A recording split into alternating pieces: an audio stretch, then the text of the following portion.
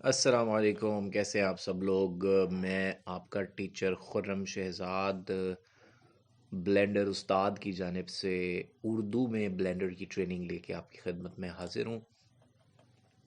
तो आज हम सीखेंगे ब्लेंडर की बेसिक्स।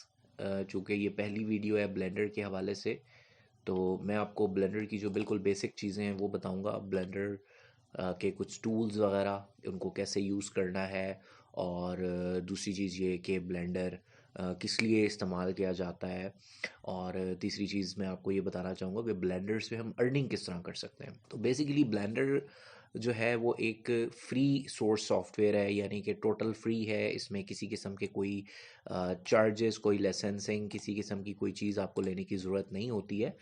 और ब्लेंडर के अंदर 3D एनिमेशन हो सकती है, 3D डिज़ाइनिंग हो सकती है, यानी कि आप आसान अल्फाज में अगर बताऊं तो कोई भी करेक्टर एनिमेट करवा सकते हैं। यानी कि पहले फॉर एग्जांपल आप बनाना चाहते हैं एक पिंक पैंथर, और उस पिंक पैंथर को फिर आप ये चाहते हैं चले, तो आप उसको चला भी सकते हैं।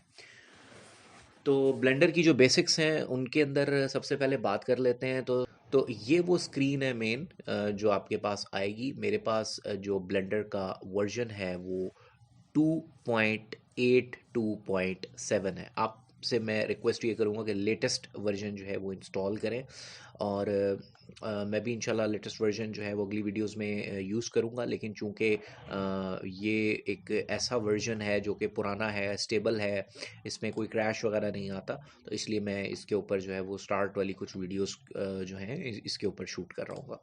तो अच्छा, सबसे पहले हम जब ब्लेंडर स्टार्ट करते हैं, फॉर एग्जांपल हम न्यू फाइल लेते हैं, या जब हम ब्लेंडर जो है वो ओपन करते हैं तो हमारे पास एक स्क्रीन जो है वो सामने आ जाती है। मैं आपको वो दिखाता हूँ। जैसे ही आप ब्लेंडर, फॉर एग्जांपल मेरे पास यहाँ पे ब्लेंडर जो है वो अवेलेबल है, मैंने ब्लेंडर ओपन किया अपने डेस्कटॉप से, तो ये मेरे पास स्क्रीन आ जाती है। आप ये वो फाइल्स आ रही हैं जो मैंने ऑलरेडी पहले कभी सेव की थी, या सेव की हुई हैं, या मेरे जो प्रोजेक्ट्स हैं।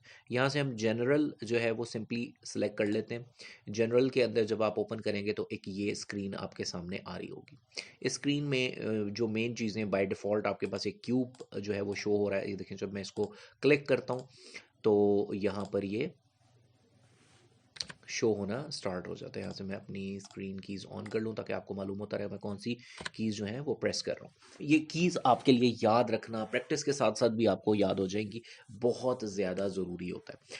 अच्छा, अब इसमें इस तरीके से है कि ये क्यूब के ऊपर जब आप क्लिक करेंगे तो क्यूब सेलेक्ट हो जाएगा, लेकिन आप इस क्यूब को कहीं ड्रैग करके मूव नहीं कर सकते। ये बेसिकली जो हमारा अभी माउस के ऊपर टूल सेलेक्ट हुआ है वो ये वाला टूल है, यानी कि सेलेक्ट बॉक्स। तो किसी भी चीज़ को सेलेक्ट करना हो तो हम इस सेलेक्ट बॉक्स को यूज़ कर सकते हैं। ठीक है, इसकी जो शॉर्टकट है, की है, सॉरी, शॉर्टकट की वो शिफ्ट स्पेस बार है। अच्छा, उसके बाद फिर हम कर्सर की बात कर लेते हैं। ये कर्सर है, 3D कर्सर है बेसिकली, ये जो आपको स्क्रीन के बिल्कुल मिड में नज़र आ रहा है। ये शो करता है कि आप इस वक्त कोई भी चीज़ जब न्यू ऐड करेंगे तो वो कहाँ पर आएगी। अगर ये 3D कर्सर, फॉर एग्जांपल मैंने अब जिस तरह यहाँ से सेलेक्ट कर लिया और मैं यहाँ पे अपना नॉर्मल लेफ़्ट क्लिक करूँगा तो ये 3D कर्सर यहाँ पे चला जाएगा। जब मैं कोई चीज़ न्यू लेता हूँ, कोई भी न्यू चीज़ ऐड करूँगा तो वो ऑटोमेटिकली उस जगह के ऊपर ऐड होगी जहाँ पर ये 3D कर्सर मौजूद है। उसके बाद जो है हमारे पास मूव टूल आ जाता है। अब इस बॉक्स को मैंने फॉर एग्जांपल किसी जगह पर मूव करना है, तो मैं इस मूव टूल को सेलेक्ट करते हुए इस बॉक्स को, इस क्यूब को कहीं पे मूव करूंगा। ये देखें, ये ऊपर की तरफ जा रहा है। इसी तरह ये जो है वो वाई एक्सेस पे मूव कर रहा है, इसी तरह ये एक्स एक्सेस पे मूव कर रहा है। अच्छा, अगर मैं इसको फॉर एग्जांपल एक स्पेसिफिक एक्सेस के ऊपर मूव करवाना चाहूँ तो मैं वो बटन प्रेस कर दूंगा। थ्री डायमेंशंस का आपको थोड़ा सा आइडिया दे दूं।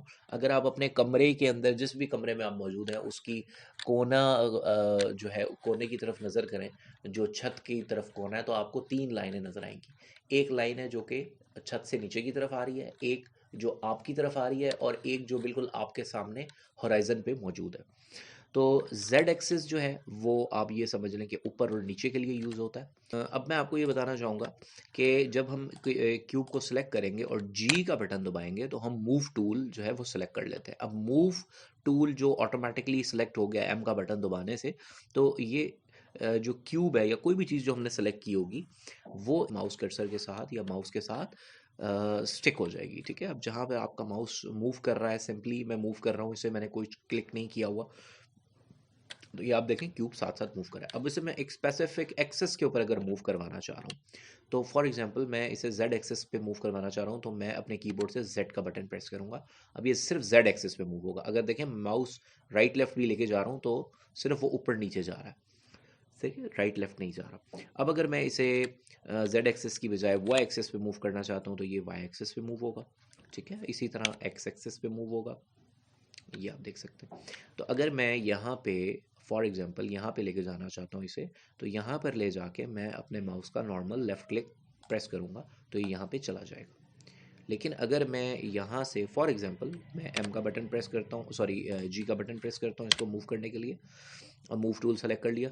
अब मैं इसे एक्स एक्सेस पे वापस लेकर आता हूँ और मैं चाहता हूँ कि ये यहाँ पर ना आए बल्कि वापस वहीं पे चला जाए जहाँ पे ये पहले था, तो मैं लेफ़्ट क्लिक करूँगा तो जो मेरी मूवमेंट है वो कैंसिल हो जाएगी। ठीक है, अच्छा उसके बाद हम बात कर लेते हैं अपने इस टूल के बाद हम आ जाते हैं रोटेट टूल के ऊपर।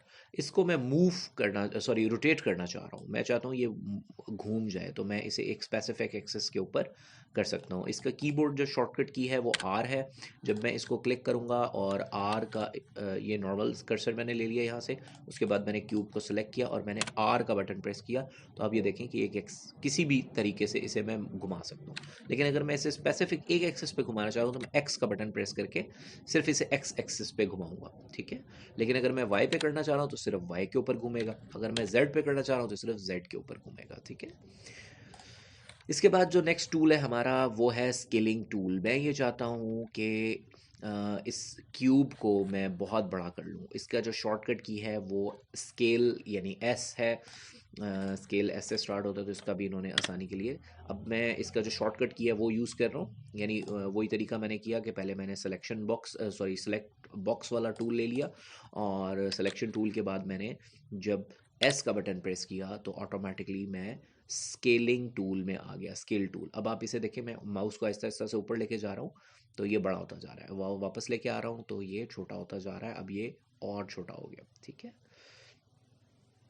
अब यहाँ पर वही एक जनरल असूल है हमारा कि इतना बड़ा करने के बाद अगर मैं चाहता हूँ कि ये इतना बड़ा ना हो तो मैं लेफ़्ट क्लिक कर दूंगा, और अगर मैं इसको मैं चाहता हूँ कि ये इतना बड़ा हो जाए तो मैं राइट क्लिक कर लेफ़्ट क्लिक कर दूंगा। ठीक है, अब आप ये देखें, अब सिंपल मैं व्हील का सॉरी जो माउस का व्हील है उसको स्क्रॉल डाउन या स्क्रॉल अप करके स्क्रीन जो है वो जूम कर सकता हूँ। अच्छा, इस व्यू के अंदर मैं आपको एक और चीज़ बताऊँ कि हमारे पास एक कैमरा भी मौजूद है, इसके बारे में हम आगे चल के बात करेंगे, और हमारे पास एक लाइट भी मौजूद है। ये किस लिए यूज़ होती है ये हम चल के बिल्कुल आगे बात करेंगे, इसको फ़िलहाल हम नहीं छेड़ते। हाँ, हम इनको मूव ज़रूर कर सकते हैं।